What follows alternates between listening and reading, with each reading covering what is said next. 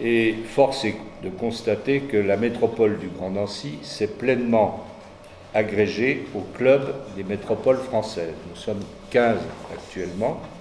Il y a 2 ou 3 qui peut-être sortiront des derniers textes de la législature. Mais nous avons bien fait d'aller vite, de le faire le plus tôt possible. D'aucuns nous disaient au départ l'État et quelques bons apôtres, mais prends ton temps, 1er janvier 2017, voire plus. Vous vous rendez compte aujourd'hui dans quelle tension politique nationale ou autre ou locale nous sommes. Nous avons bien fait, comme on dit en Lorraine, de passer entre les gouttes. Et les gouttes du 1er juillet étaient les bienvenues, puisque c'est à l'unanimité que les 20 communes se sont engagées. Nous avons géré un pacte de gouvernance que vous connaissez. Aujourd'hui, je dois dire que les choses se passent bien sur le plan humain, sur le plan politique. Chacun garde son quant à soi, mais sur les dossiers, nous sommes en situation de responsabilité partagée. Donc l'intuition que j'ai défendue bec et ongle pour que ça se fasse, je ne reviens pas sur les modalités. Nous n'avons rien obtenu d'où que ça vienne. Jamais, lorsqu'on a monté un étage dans la hiérarchie de l'organisation territoriale dans le Grand Nancy, que ce soit la communauté ou là, on ne nous a rien donné, on a tout conquis. Et cette approche aujourd'hui nous permet, par contre, ça change terriblement les regards à la fois qu'on porte sur nous et les regards que nous portons avec les autres. Aucune des métropoles qui s'est constituée après la loi n'a élargi son périmètre. Même pas Brest, que nous avions pris comme modèle. Par contre, l'idée de l'élargissement du périmètre de la métropole, aujourd'hui, on l'a fait nôtre. Je ne peux pas naturellement vous donner de date, je ne peux pas vous donner avec qui on va se marier, mais je pense que 2020 est une option de calendrier intéressante et que par conséquent, entre maintenant et 2020, je travaillerai ardemment avec tous les territoires voisins et même au-delà pour arriver à un périmètre élargi, si possible, en 2020. Le gouvernement a décidé, il y a 2 ou 3 mois, de contractualiser avec chaque métropole. Donc,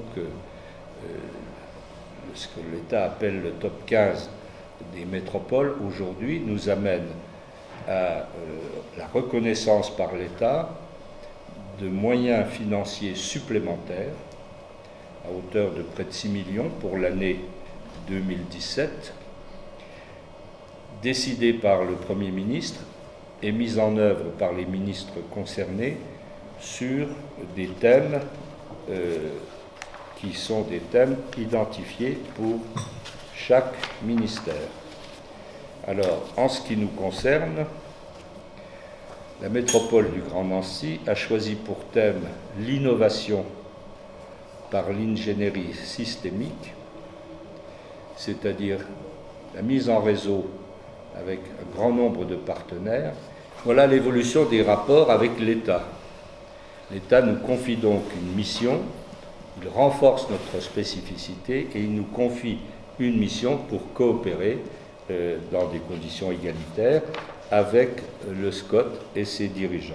Aujourd'hui, nous préparons un contrat avec le département qui sera un contrat purement métropolitain, dérogatoire aux formules contractuelles de droit commun et sur des thématiques sur lesquelles nous sommes en relation constructive avec le département. Je vous indique également que la loi prévoit que nous puissions récupérer 4 compétences du département sur 9 qui sont proposées. Donc nous avons une compétence transférée obligatoirement du département à la métropole, c'est la voirie. Parce que vous savez, la complexité et l'ambiguïté, puisque vous avez un enchevêtrement des voiries d'État au départ. Il y avait des routes nationales qui traversaient la ville et la métropole.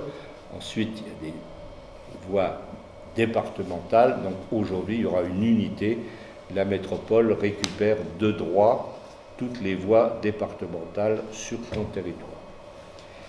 Ensuite, nous sommes tombés d'accord de manière unanime sur le logement, sur la jeunesse ou encore sur le tourisme.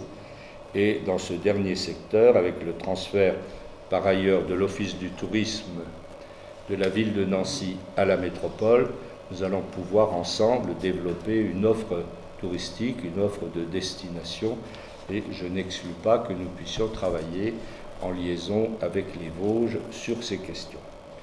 Le Conseil régional du Grand Est, c'est surtout sur le volet économique que nos rapports varient avec la région, puisque la loi dit que pour les métropoles, il y a une élaboration conjointe du projet de développement économique et que si on tombe d'accord, c'est parfait.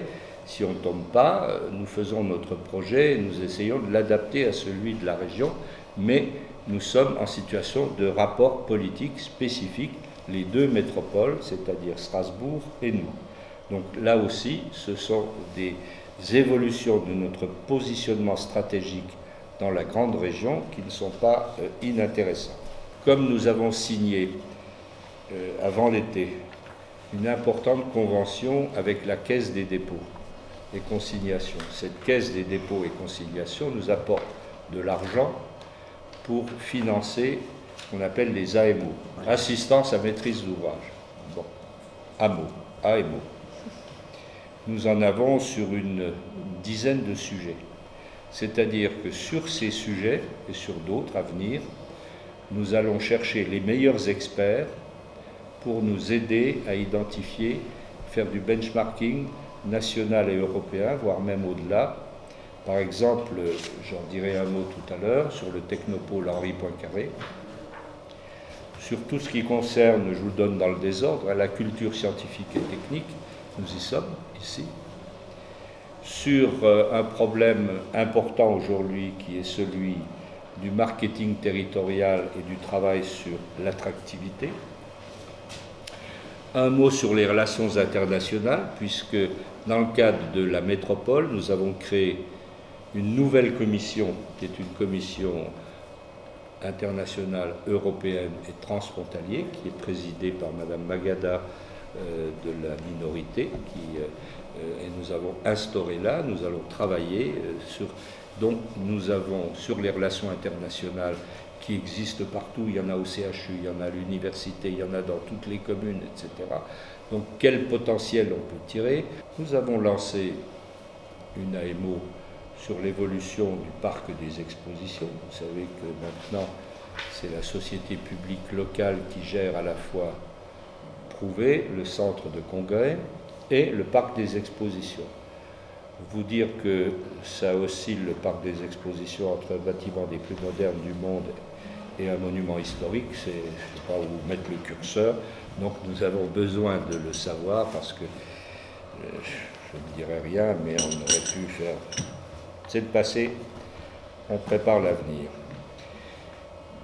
Une AMO également sur la stratégie touristique pour la métropole et le sud de la Meurthe-et-Moselle, et également en liaison étroite, j'ai vu Michel Henrich samedi, avec nos amis vosgiens, parce que la destination Nancy, c'est l'ouverture vers les Vosges, c'est l'ouverture vers la neige, vers les Vosges vertes, et puis une étude très importante dont on a besoin aujourd'hui, quand je veux en avoir le cœur net, sur l'hôtellerie. Est-ce qu'il y a ce qu'il faut?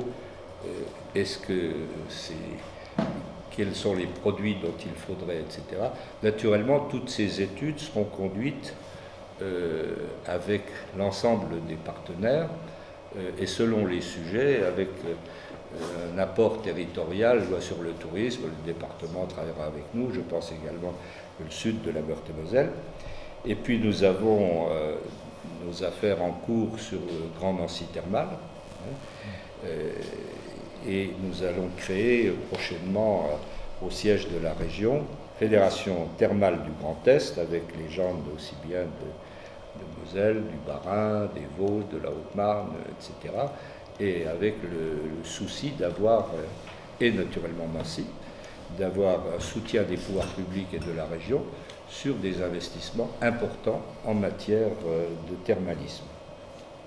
Et puis, comme j'ai ratissé tout ce qui se fait comme étude, il y en a même une sur la ligne 1, grand sujet d'actualité, et le premier débat d'orientation stratégique sur l'évolution et du matériel et de notre réseau aura lieu dans le cadre d'un débat d'orientation à la métropole au mois de janvier. Le Vendeuvre à terme va être, ce que vous ne savez pas encore, mais que certains peut-être ont deviné, une gare importante. Au bout du boulevard de l'Europe, on arrive sur la voie ferrée, à Roberval. Donc c'est très intéressant tout ce qui se passe sur le secteur sud-est, puisque vous avez à la fois l'autoroute et la voie ferrée. Donc on va pouvoir installer, c'est un des grands projets. On va sortir début de l'année prochaine une dizaine de grands projets métropolitains en termes là de terrain.